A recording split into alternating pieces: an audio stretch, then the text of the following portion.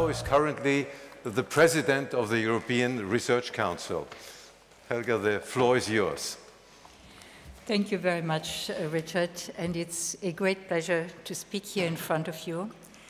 I do not come with a management background, but the years, and I've been a founding member of the European Research Council, the years that I have been working with and for it, which are only 7 years, we have been set up to fund the very best researchers in Europe, coming from the entire world. We are open to everyone working in Europe in fundamental research. We call it frontier research, with an annual budget of 1.7 billion euros. And what these 7 years have taught me is to value good and sound management in trying to find and fund the very best researchers with only one criteria: scientific excellence. The other comment I would like to make is that this experience at EU level has made me aware that perhaps we Europeans do have some kind of natural advantage in understanding complexity perhaps a bit better, because Europe is a very, very complex entity. Now, following to this wonderful talk that we have heard before, I thought that the topic of my talk, the embarrassment of complexity, perhaps fits into this kind of paradigm shift that we have seen. Moving from the old to the new never happens in one instantaneous moment. Instead, there are phases where the old takes over, and this can be very embarrassing, and where the new one is not yet there, and this can also be embarrassing. And there is this vast feeling of complexity overwhelming what we do at times, not all the time. We see the multiplicity of networks, and we have seen these wonderful examples. We see the growing density of interactions. We see the globalizing world. But it's neither technology nor globalization per se that are the cause. Doing things, more things in less time, the division of labor, was at the core of the Industrial Revolution and has spurred management ever since. The truth is that complex systems are beset and energized by a phenomenon which is called nonlinear dynamics, and there are technical ways of explaining what it's all about. It produces complexity by not linking cause and effect in a linear way, but in non-linear, multiple feedback processes between the variables, the parts and dimensions of the whole. What makes complexity so complex, therefore, are these feedback loops, their indirect cause-effect relations, and moreover, the different speeds and timescales at which they play out.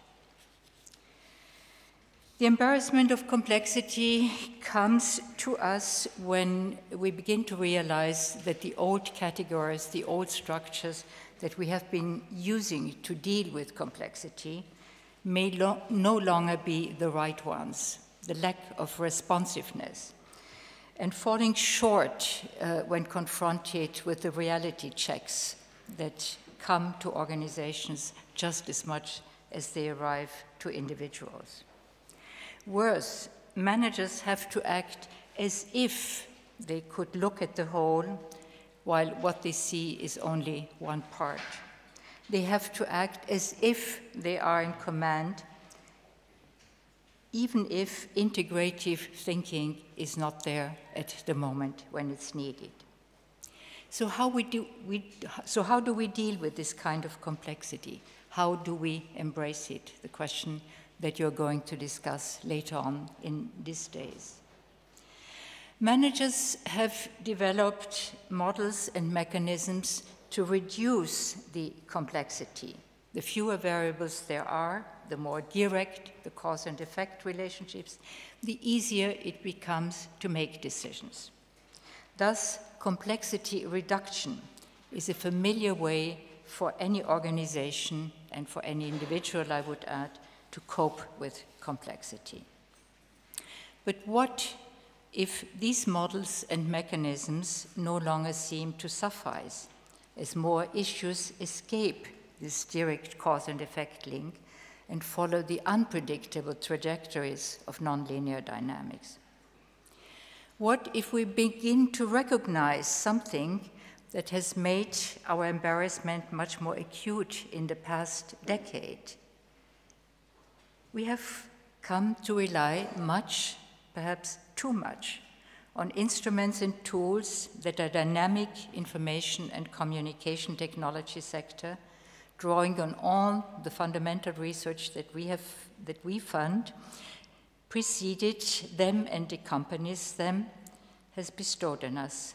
Computers and the modeling that can now be done through them have become indispensable for the financial sector just as much as for the real economy, for the military, for moving people, goods, and ideas across the globe. They permit us to collect, process, store, and transform the new precious raw material of our age, information. But there is an indisputable downside to this growing digital reliance on what I call numerical complexity reduction. And by numerical complexity reduction, I mean the reliance on indicators, on algorithm, on numbers, all of which are indispensable to running the businesses that you run, that we run. But the downside comes when this numerical complexity reduction places a lower priority on training, on cultivating, and rewarding the independent human judgment which we must retain if we hope to master the tools we have created instead of being mastered by them. When decision support tools become too powerful and ubiquitous, when continuous monitoring, benchmarking, ranking, and other performance technologies allow governance by numbers to take over, the human faculty of independent judgment takes a backseat. Don't get me wrong. Of course, and I have emphasized this before, algorithm and numbers are vital, but all must still be interpreted. Figures speak for themselves only to those who understand how they have been constructed, in which context, and for which use. Faced with the densely compressed information that numbers, algorithms, and indicators offer, managers increasingly tend to rely on what they suggest as action to be taken, and sometimes, as the financial crisis so dramatically demonstrated, to our great peril. Time-starved administrators, policymakers, decision-makers grow less confident to challenge them. Even if they know all the caveats, the flaws and imperfections of these tools, they are often overwhelmed by their apparent objectivity, availability, and their undisputed time-saving utility. Indeed, given this plethora of benefits, human subjective judgment begins to look like a quaint, if not obsolete, survival trait of human evolution.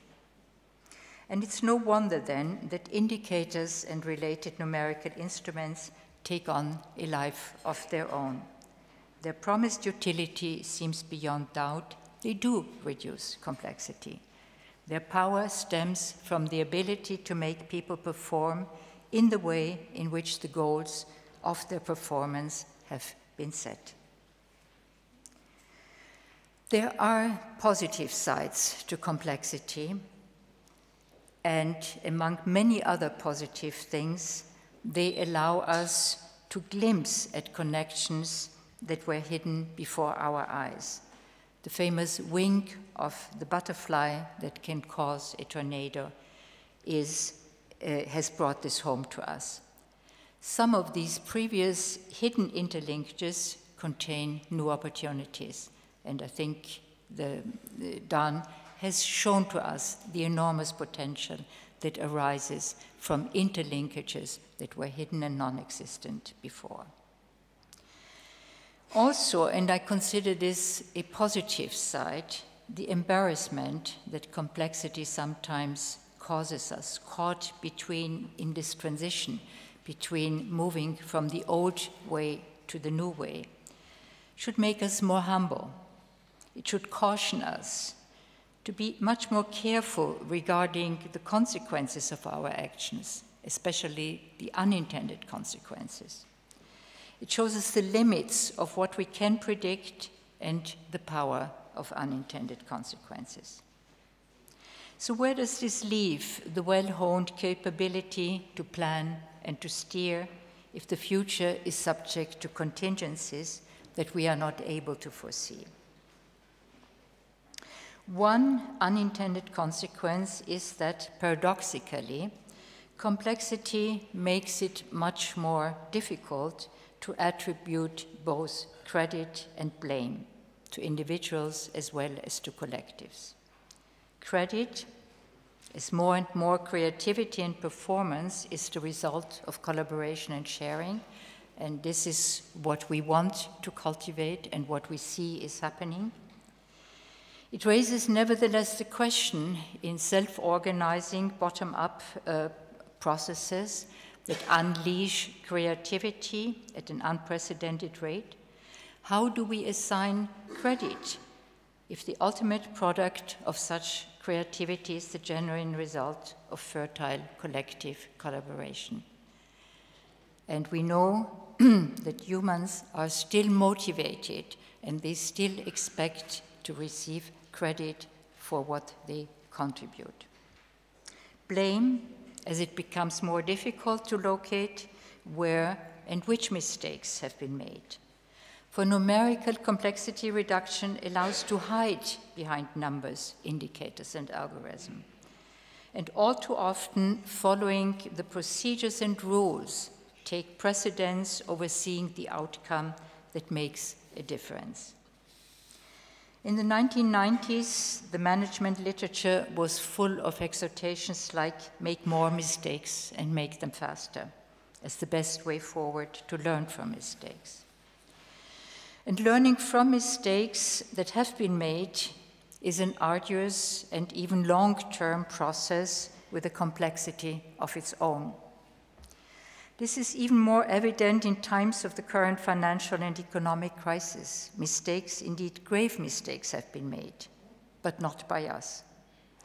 As Carol Tavris and Elliot Aronson, two social psychologists, have brilliantly shown in their book with the same title, mistakes have been made, but not by us.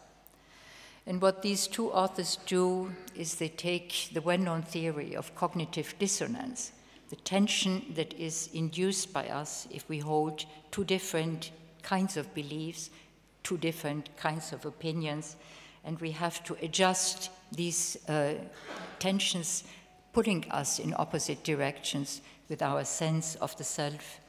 We resort to self-justification and to blaming others. We can blame economists who can blame other economists and politicians who did not understand the fine points of the analysis provided to them. Everyone can blame the deregulated forces of globalization, or China, Germany, the US Fed, or you name it.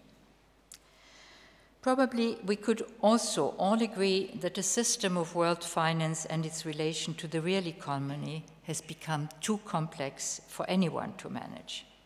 But who will take responsibility and for what? Who is willing to stand up and to admit that mistakes have been made, but not by us? Can the embarrassment of complexity lead to the emergence, and this is the question I want to leave with you, can it lead to the emergence of a new ethos, adapted to and capable of coping with complexity? Such an ethos would be based on the acknowledgement that complexity requires integrative thinking, the ability to see the world or any problem or challenge from different perspectives. As each perspective has an epistemic claim of its own, thinking them together requires to acknowledge their entangled relationship, even if we are far from understanding it. We are dealing with a system which at best offers only a crude look at the whole, as Murray Gell-Mann once called it. Reaching out across different domains and perspectives to achieve some kind of synthesis, synergy, perhaps even synchronicity, in the ways we perceive, analyze, and interpret the world. And note that the term syn comes from the Greek, which means together. We begin to realize that we are part of a dynamic, complex system. And the murmuration of the starlings you have seen is a famous example of such a dynamic, complex system. These systems are open and they are evolving. Open towards an unknown and unpredictable future, which is not deterministic and full of potential, and evolving in the sense that biological evolution followed by cultural evolution has brought us to where we are. Cosmologist Lise Moulin once said, all the progress of human civilization, from the invention of the stone axe to our quantum technologies, is the result of the disciplined application of the imagination. So let us apply our collective and individual imagination. Numerical complexity reduction alone will not suffice. It has unintended consequences. It leads to a certain kind of conformity in thinking and in how people see and interpret the world. The ability to induce independent human judgment in young minds becomes ever more rare in our educational systems. We have to move outside. We have to make room for cultivating the independent human judgment. And this also means the possibility and the ability to judge between alternative interpretations, alternative options. Now, confronted with the embarrassment of complexity and faced with the challenge of overcoming it, of coping with it, let us remember that integrative thinking does not spring out of models, of indicators, of computer graphs, unless we put it into them. It requires the ability to combine parts of the whole, however crudely, into an approximation of the look at the whole, which we will never see entirely. It requires us to draw on the faculty of human judgment to focus on the smaller picture in order to comprehend the larger one. It requires a sense of being part of the whole. And perhaps this is the beginning of an ethos of embracing complexity. Thank you. Thank you very much.